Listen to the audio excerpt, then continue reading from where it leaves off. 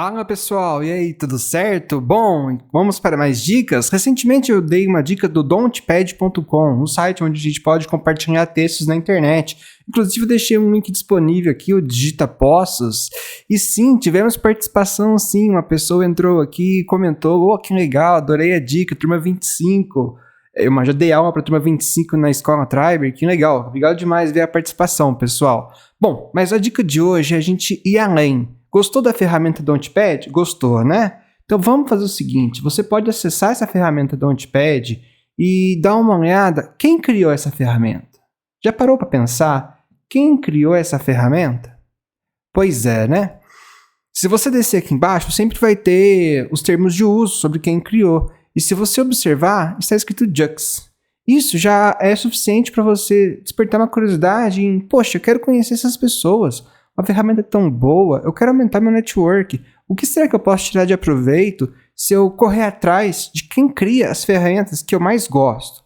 Então vamos lá ver. Se eu digitar no Google Jux Don'tpad, eu já encontro o Don'tpad, naturalmente, e a Jux House. Olha que interessante. E assim que você acessa a Jux House, você vê a empresa que criou aqui o Don'tpad. Ela já divulga o Don'tpad, inclusive, olha que imagem bonita, caracteres formando um cavalo. Eu achei muito bonito esse site deles, inclusive.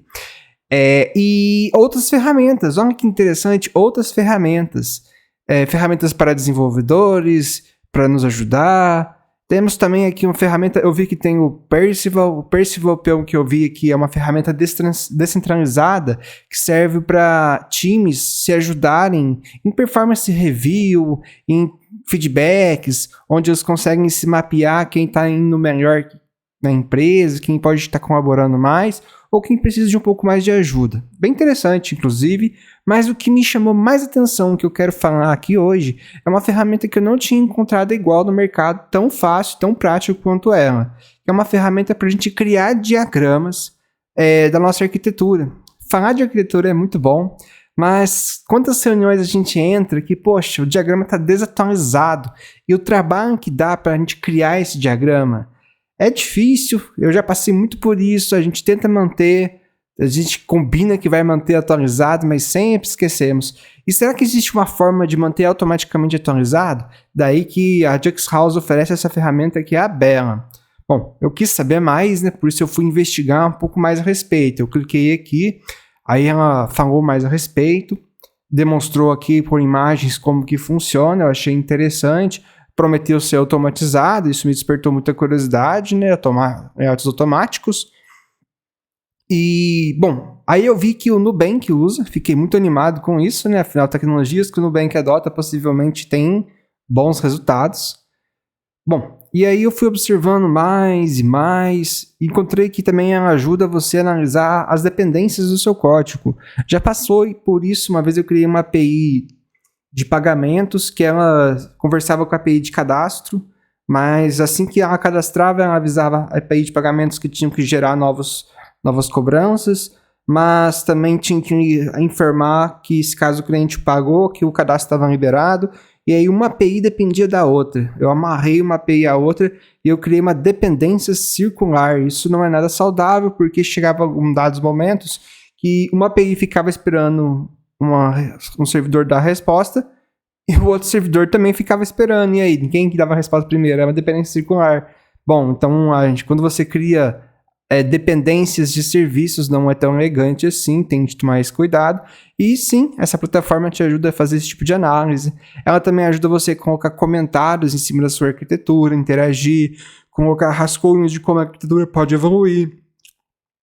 Bom, eu vi que ela tem para várias linguagens também, e aí eu achei interessante porque eu já até trouxe recentemente no canal um projeto que a gente desenvolveu lá no meu TCC, que é a SHC. SHC é um sistema de home cares, onde é um sistema acadêmico que eu fiz, né, e não chegou aí para o ar, mas é um projeto acadêmico que o objetivo era unir pessoas cuidadoras com pessoas que precisam desses cuidados especiais. Vamos falar assim que eu fui lá, passei por um procedimento hospitalar e estou com dificuldade de tomar uma água, de me alimentar, de me cuidar sozinho. E aí eu preciso de uma pessoa cuidadora para mim ou para alguém da minha família. Então seria uma forma de eu conseguir acessar essas pessoas, contratar essas pessoas também conseguirem lidar com os pacientes e tudo mais. Bom, e aí a gente foi feita uma ferramenta onde teria o cadastro das pessoas que trabalham, dos pacientes e das clínicas, né? Seria uma plataforma, então, e aí como a gente poderia estar entrando em contato, as telas de cadastro, cadastrar nova clínica. Bom, essa aqui é uma aplicação que o front-end, eu procurei criar ele um pouco mais enxuto, mas o back-end eu quis estruturar ele bem para que essa arquitetura pudesse crescer. Então, quando eu fui desenvolver, eu escolhi, esse aqui é o front-end, foi feito em React, e o código do back-end está aqui. Eu fiz 2 projetos separados, então eu quis criar 2 projetos separados também, que é uma boa prática, a gente usou lá os 2 projetos.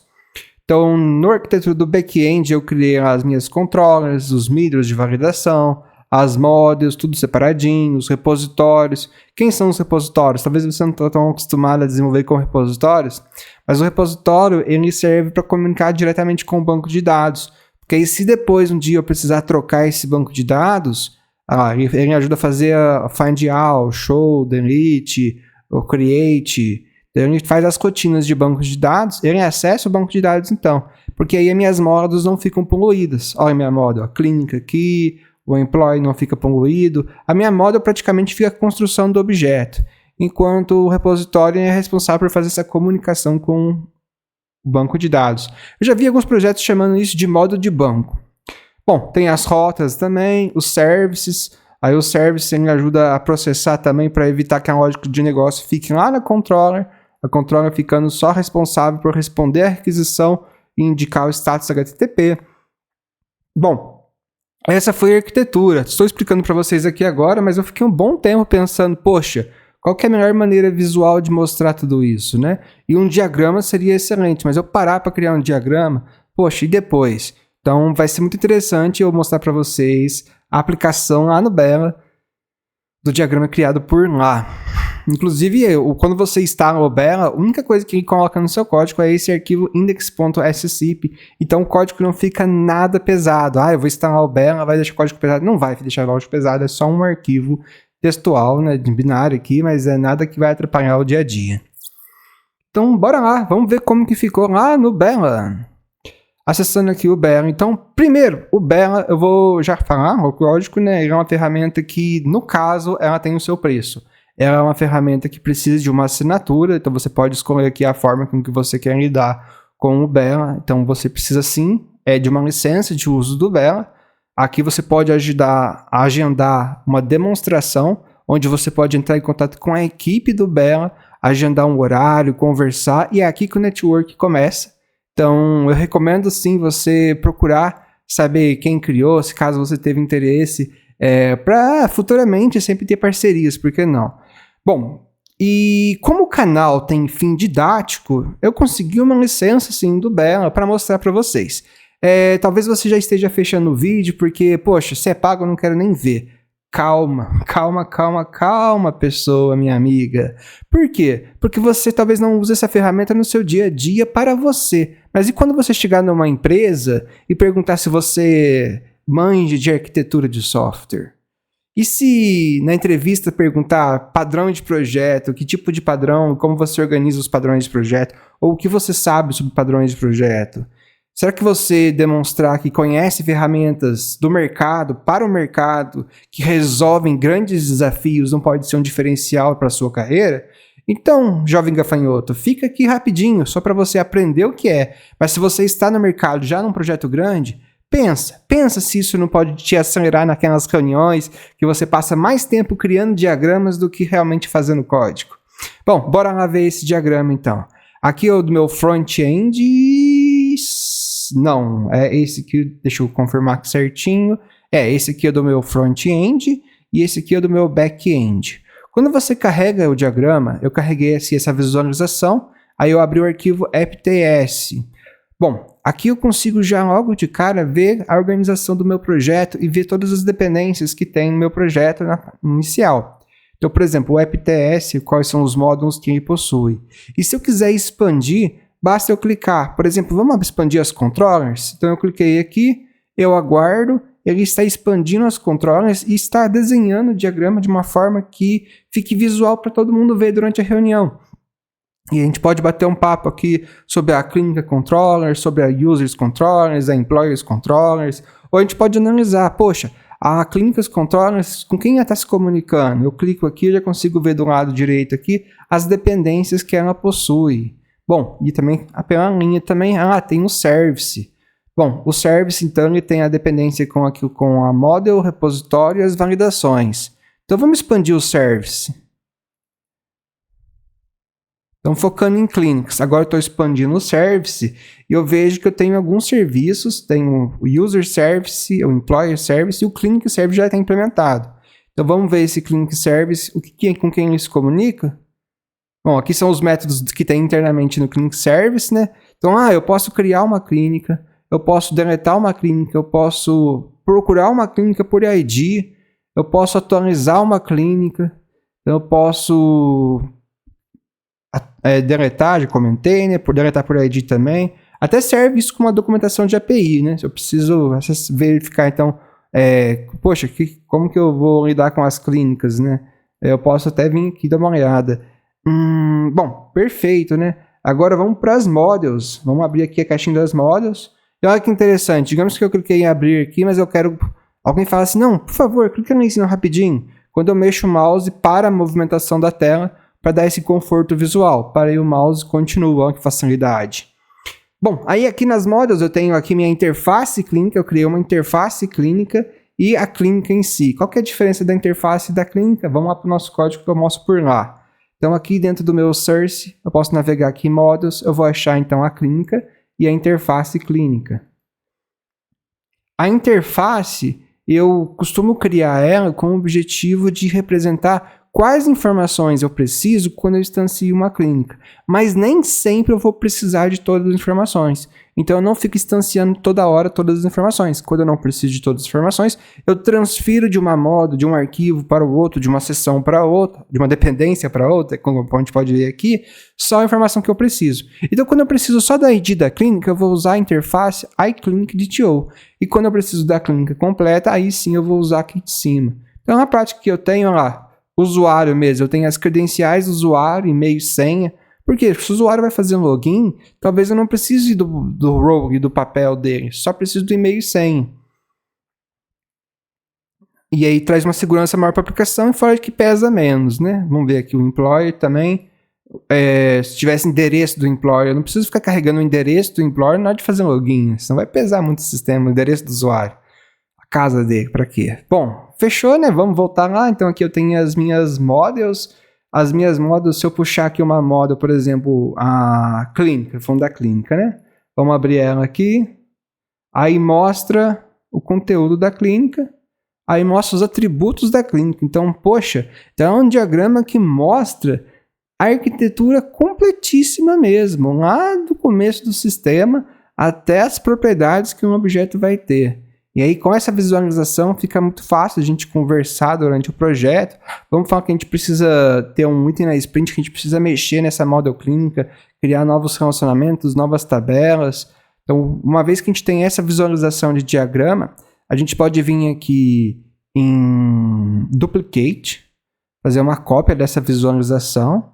Aí eu estou aqui no Clínicas, né? Dentro do Clínica, eu posso vir aqui em um novo componente e escolher um novo componente que eu queira adicionar. Então aqui, por exemplo, eu vou adicionar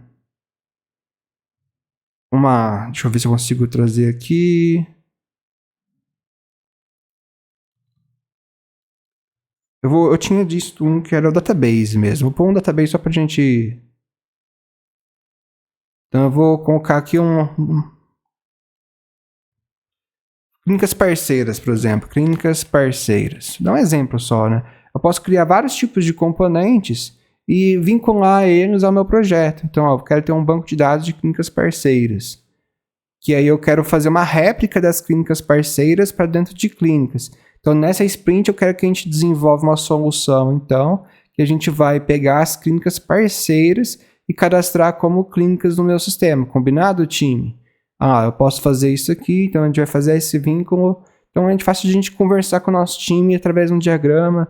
A partir disso a gente pode criar anotações também. Eu posso vir aqui. Deixa eu ver se tem um sticker. Stick Note. Anotação. Item 1, né? Vamos falar que é um item de sprint, né? Vamos lá. Item 1.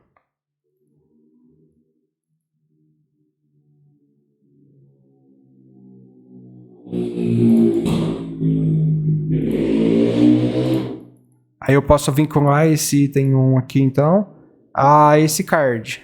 Eu descrevi na descrição item 1, mas aí na hora de escrever, você pode colocar o que você bem deseja. Por exemplo, vincular, replicar clínicas parceiras para a Model. Aí. É uma forma de a gente criar. E, bom, pessoal, isso facilita muito. Eu queria deixar essa dica para hoje, então. Essa nova ferramenta que está disponível no mercado. Grandes empresas já estão usando ela. Então, se você for deixar currículo em uma grande empresa, pode ser que você venha esbarrar com ela. Então, saber conhecer ela é interessante. Ela tem aqui os tipos de componentes que tem, o diagrama. Você pode consultar aqui também. Aí, então, elementos de construção... O Build Element. Na hora de construir, pode usar ele. E é uma ferramenta colaborativa também, pessoal. Você pode clicar aqui em Collaborators, aí você vai ver outras pessoas da empresa que vão conseguir visualizar o seu mesmo diagrama para fazer o mesmo tipo de navegação. É muito fácil manter isso atualizado, é automatizado mesmo. Um comandinho, uma linha de comando que você roda no terminal já atualiza esse diagrama. Então, poxa, preciso ir para a reunião. Vão lá e dou um Enter. O corpo para reunião já está atualizado, posso participar. Pessoal, agradeço muito a participação de vocês. A gente vai ficar por aqui nesse vídeo. Essa é a dica de hoje, que é bela. Bom, se vocês conhecem alguém que trabalha na Jux Warehouse, marca aí o nome nos comentários do vídeo, né? Curte aí o canal também. Vamos ver se você quer saber se vocês estão conseguindo investigar agora. Quem é o criador das ferramentas que vocês gostam? Corre atrás do criador. Criador e criadoras, né?